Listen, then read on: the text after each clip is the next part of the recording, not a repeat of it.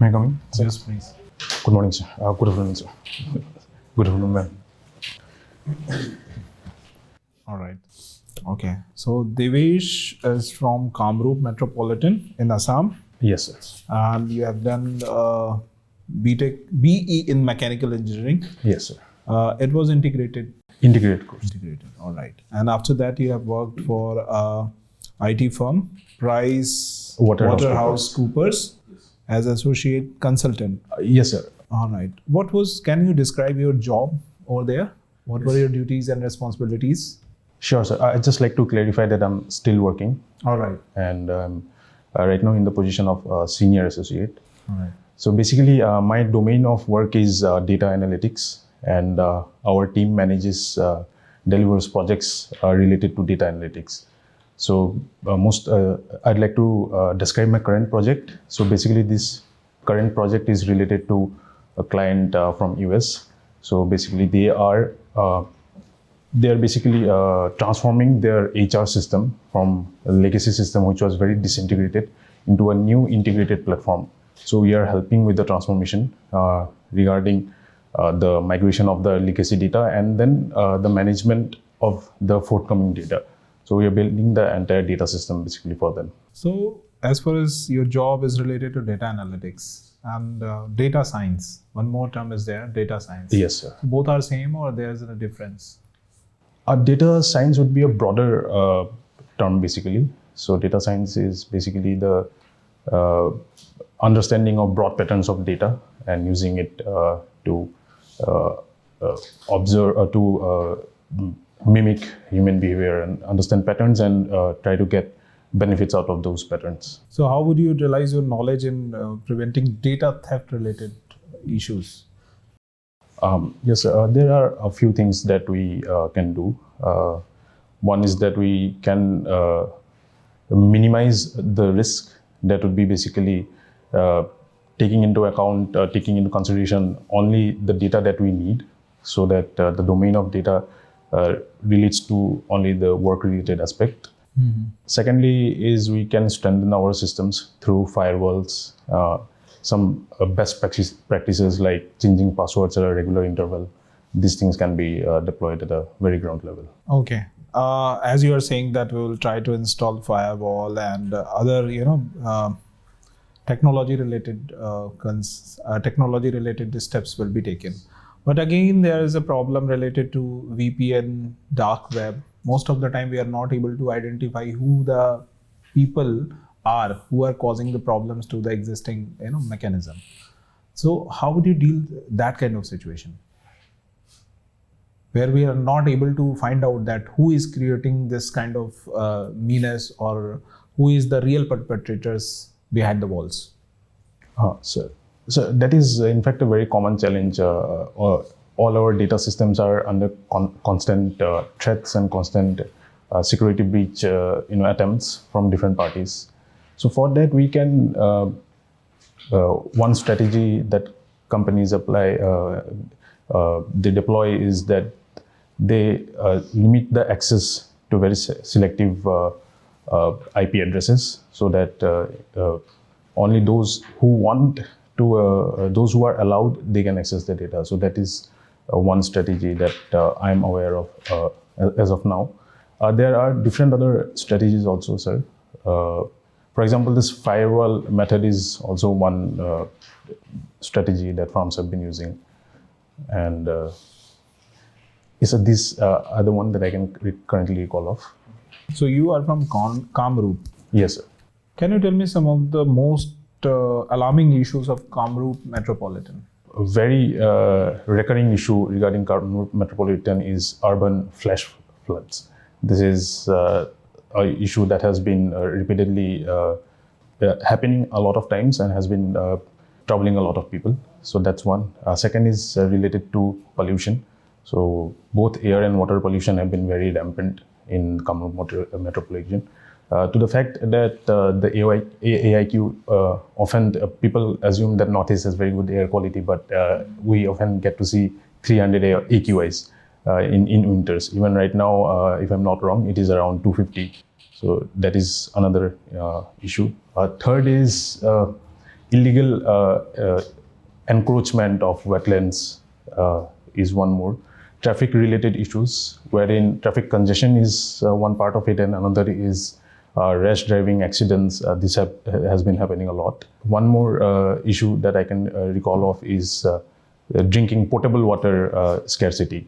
It has been, although government has been working on it and a lot of areas have been covered with good water supply, still there is a tanker mafia that has been very activated in Kamrup Metro. There was a lot of talks about applying UCC in Assam, if you can remember. Yes, sir. But still it is in the pipeline. Yes, sir. Right? So what would be the possible concerns or the, what would be the problems associated with the UCC?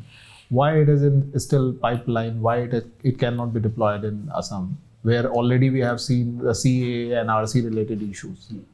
So if you are going to apply UCC in Assam in today's perspective, then what problem you might think of that it will be having?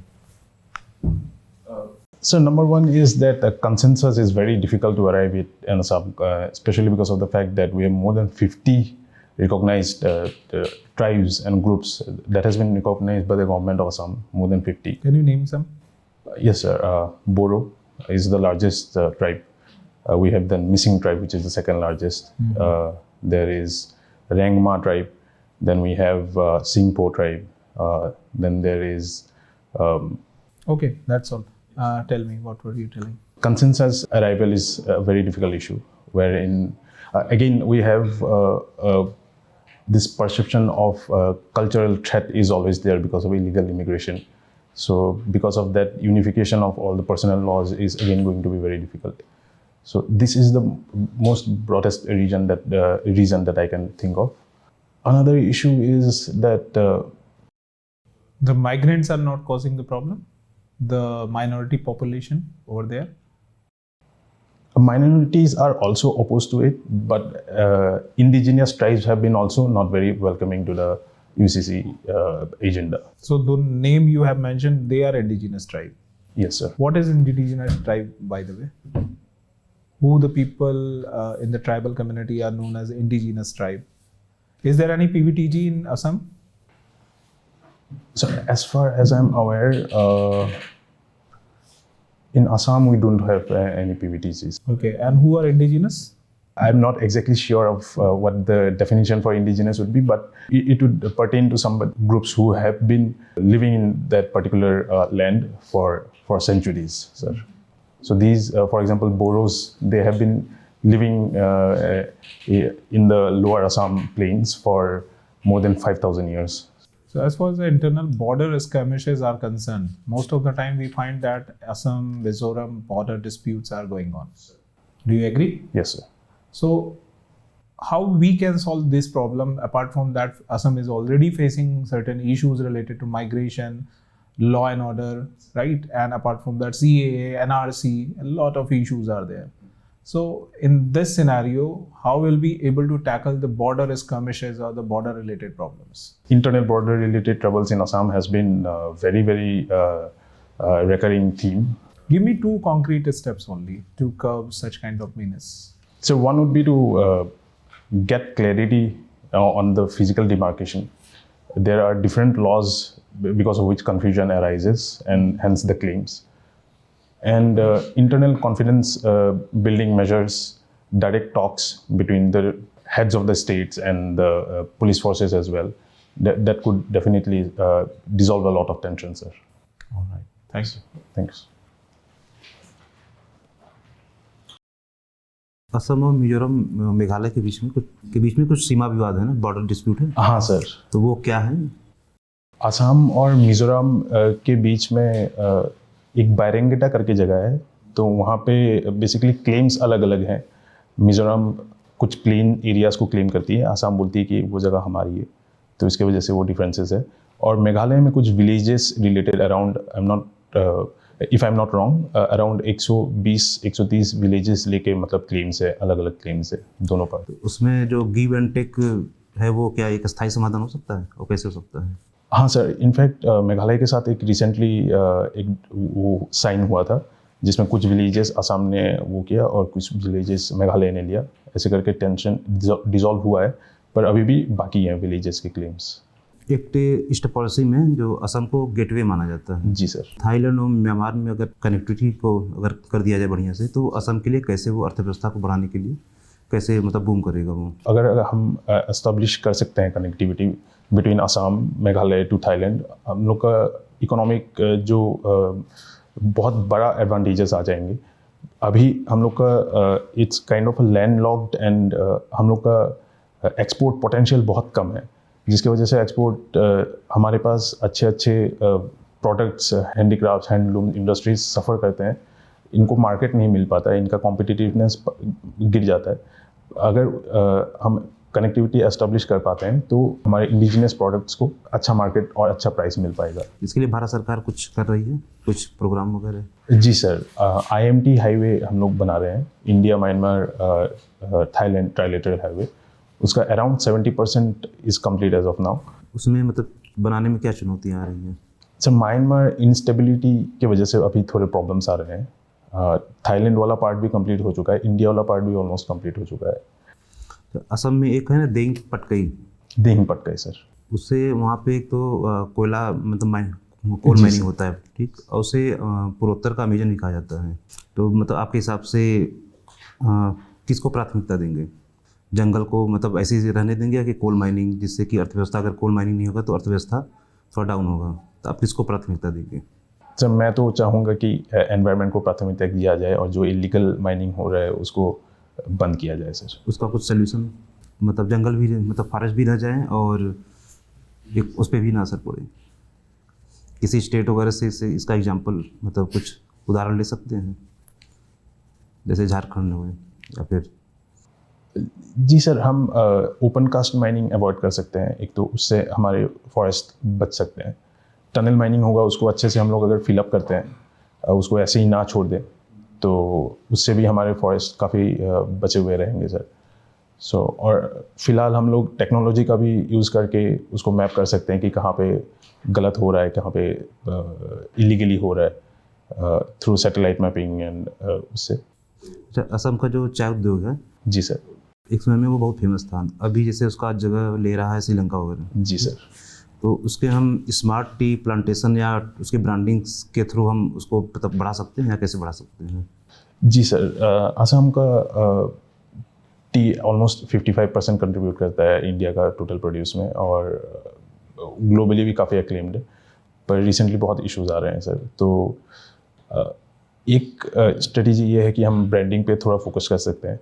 और branding मतलब कैसे करेंगे? Branding मतलब focus उस पर, जैसे Assam Orthodox T एक होता है sir, unique variety of T होता है।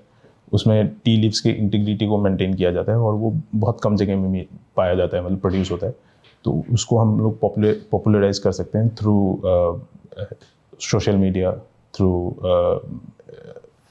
Different kind of mediums, so that wider market उसको मिल पाए। अच्छा, वहाँ पे असम में एक अहोम साम्राज्य का मोइदम एक था ना, उसके बारे में कुछ? रिसेंटली अभी चराइदो मोइदम को यूनेस्को वर्ल्ड हेरिटेज घोषित किया गया है। वो मोइदम्स बेसिकली ब्यूरियल माउंट्स होते हैं। पहले जैसे राजाओं को दफनाया जाता, उनके ऊपर ऐसे सॉयल और लैंड देके एक काइंड ऑफ, जैसे बुद्धिज्म में भी हम लोग देखते हैं वैसा टाइप का करते थे, उसी को मोइदम बोला जाता है। और ये बेसिकली असम मतलब अहोम किंग्स को ही मोइदम्स में वैसे उस तरीके से ब्यूरियल ग्राउंड्स में किया जाता था।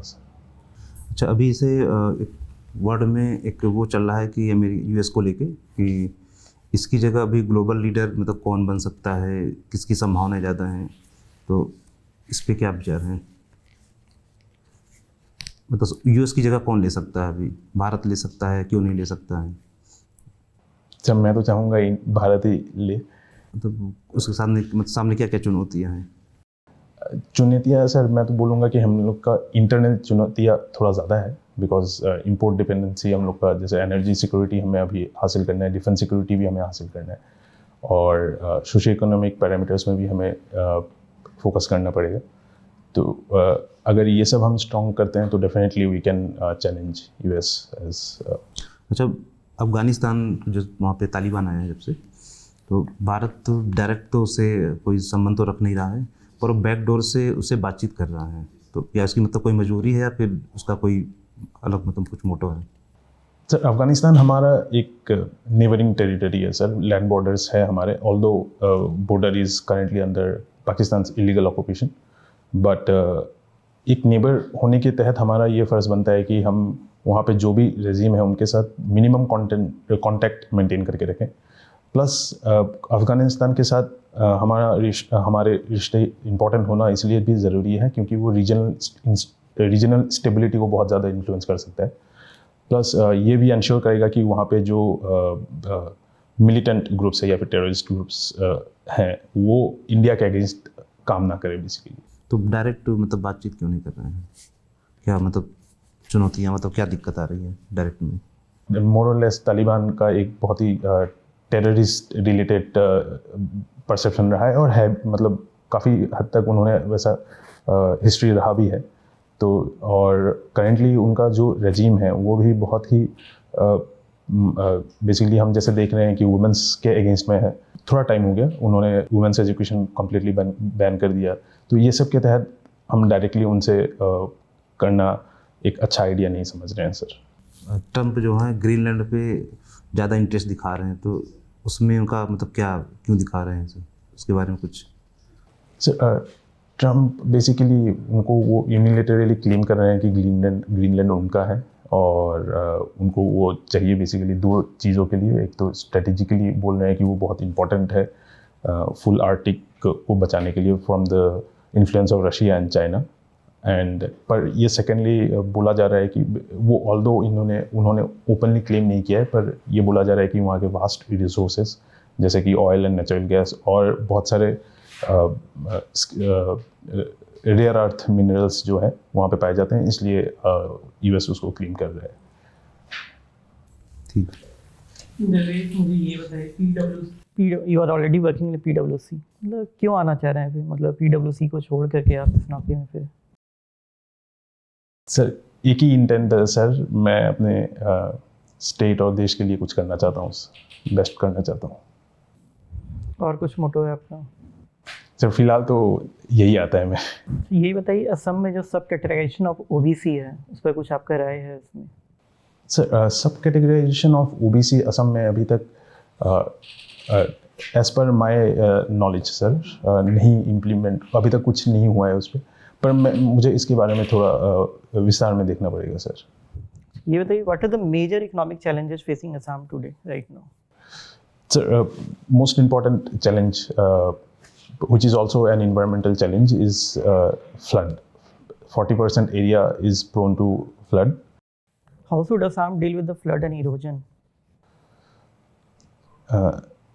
सर इसके लिए हमें थोड़ा एक स्ट्रेटेजिकली थोड़ा ब्रॉड स्ट्रेटेजी लेना पड़ेगा, जैसे रिवर बेसिन मैनेजमेंट। इस पर गवर्नमेंट कुछ कर रही है, इस पर कुछ काम कर रही है? जी सर, एक Assam river valley integrated project launch किया है जिसमें हम लोग रिवर बेसिन हिसाब से काम कर रहे हैं, ना ही सिर्फ रिवर को देखें, बेसिन में से उसके फ्लोज मॉनिटर करना, उसका इरोशन मॉनिटर करना, वो कर रहे हैं। प्लस एक Brahmaputra integrated river management programme भी चल रहा है जिसमें ब्रह्मपुत्र बोर्ड भी है हमारा, वो भी Brahmaputra, because most of the challenges are emerging from Brahmaputra, तो ब्रह्मपुत्र पे ज़्यादा फोकस किया जा रहा है सर। टी इंडस्ट्री का प्रॉब्लम कुछ बता सकते हैं या उसका कुछ सॉल्यूशन? फिर प्रॉब्लम जो है उसका कुछ सॉल्यूशन बताइए जो अभी फेस कर रहे हैं सामने भी लोग। Sir major problem is declining world market share. बहुत सारा कंपटीशन हमें मिल रहा है जैसे केनिया से, श्रीलंका से, तो हमारे मार्केट को बहुत वो हो रहा है। सेकेंडली क्लाइमेट रिलेटेड चैलेंज है जिसकी वजह से यील्ड्स वगैरह काफ़ी कम आए हैं। थर्ड हमारे टीम में बहुत सारे रेसिड्यूज मिले हैं, केमिकल रेसिड्यूज, उसके वजह से भी थोड़ा परसेप्शन ख़राब हो गया है, तो ये भी हो रहा है। क्या है सर सॉल्यूशन, क्या है ये बताइए इसके लिए? अच्छा आप सॉरी सर, सोल्यूशन है कि हम थोड़ा ऑर्गेनिक के तरफ मूव करें, जिसमें हम ये हमारे ब्रांडिंग के लिए भी थोड़ा हेल्पफुल रहेगा टी इंडस्ट्री का। सेकेंडली ये है कि हम थोड़ा नए मार्केट्स एक्सप्लोर करें, जैसे हमारे असम का टी का एक बहुत ही इंपॉर्टेंट मार्केट ईरान रहा है, पर ईरान में इंस्टेबिलिटी की वजह से अभी बहुत प्रॉब्लम हो रहा है, तो हमें न्यू मार्केट्स भी एक्सप्लोर करना पड़ेगा। थर्ड ये है कि बहुत सारी स्मॉल टी ग्रोअर्स है, अराउंड 60,000 स्मॉल टी ग्रोअर्स, और उनके पास हमेशा फाइनेंशियल क्रंच होता है, बहुत इश्यूज होते हैं, तो उनको थोड़ा एम्पावर किया जाए, जैसे कि वो लोग भी कंट्रीब्यूट कर पाएँ इस सेक्टर में।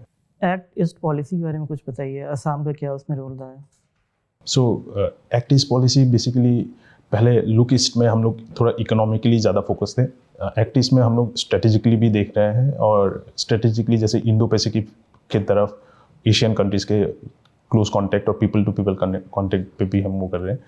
तो इसमें असम में जैसे अभी असम ने बहुत सारा असम भूटान के साथ अपने रिलेशंस काफ़ी स्ट्रेंथन कर रहा है, उसमें बहुत सारे प्रोजेक्ट्स डायरेक्ट लिंकेज के लिए भी काम किया जा रहा है करेंटली। और apart from that infrastructure related projects भी चल रहे हैं, जैसे सिलचर से होके जाता है IMT हाईवे, ये सब बांग्लादेश के साथ भी हम लोग काम कर रहे थे, अभी थोड़ा इंस्टेबिलिटी की वजह से उसमें इश्यूज आ गए हैं सर। NRC के बारे में कुछ बता सकते हैं आप, चैलेंजेस और इम्प्लीकेशन उसका? सर NRC में हमें ऐसा 19 लाख अराउंड 19-20 लाख मिले थे जिनके पास वैलिड डॉक्यूमेंट्स नहीं थे, तो उसकी वजह से काफ़ी इश्यूज आ गए थे, और बहुत सारा काइंड ऑफ एक नेगेटिव एनवायरनमेंट भी आ गया था। नहीं, कुछ 5 चैलेंजेस मुझे बताइए NRC से जो फेस किए हैं। सर करेंटली असम गवर्नमेंट ने बोला है कि हम इस NRC को नहीं मानते हैं और वापस से हम उसको करेंगे। तो NRC के रिलेटेड चैलेंजेस अगर मैं बोलूँ तो नंबर 1 तो डॉक्यूमेंट बहुत, because lot of people are very poor, उनके पास डॉक्यूमेंट्स, एडिक्वेट डॉक्यूमेंट्स नहीं है। फिर एक परसेप्शन थ्रेट भी रहता है कि जिनके पास जो वहाँ के लोकल हैं पर उनके पास नहीं है, अगर डॉक्यूमेंट्स नहीं है तो उनको थ्रेटन किया, मतलब बेसिकली थ्रेटन किया जाएगा रिगार्डिंग सिटीजनशिप, ये भी एक इशू रहता है। एक मेजर इशू है कि कट ऑफ डेट 1971 से डिसाइड किया गया था फॉर सिटीजनशिप, पर अभी उसमें फुल्ली वहाँ के लोग उसको नहीं मानते हैं। लोग बोलते हैं कि उसको 1947 या फिर 1951 तक लेके जाओ, so that a lot of immigration that happen between 51 to 71 उसको रिवर्स किया जा सके। ये चैलेंज एक मेजर चैलेंज है। कुछ इम्प्लीकेशन बता सकते हैं इसका?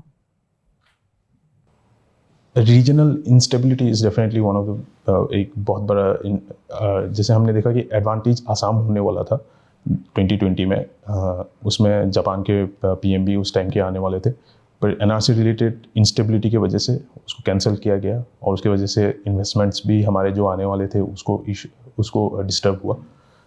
एक बिजनेस एनवायरनमेंट को भी हार्म होता है apart from social instability, displacements वगैरह के भी चांसेस रहते हैं। कुछ मेजर ट्राइब्स ऑफ असम बताइए, और उनका इशू क्या है वहाँ पर अभी जो फेस कर रहे हैं वहाँ पे ट्राइबल पीपल वहाँ पर?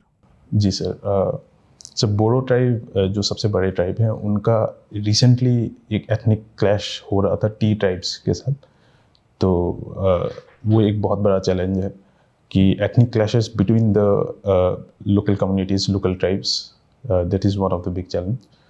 Second is sixth schedule inclusion के लिए भी बहुत सारा डिमांड कंटिन्यूसली आते रहता है।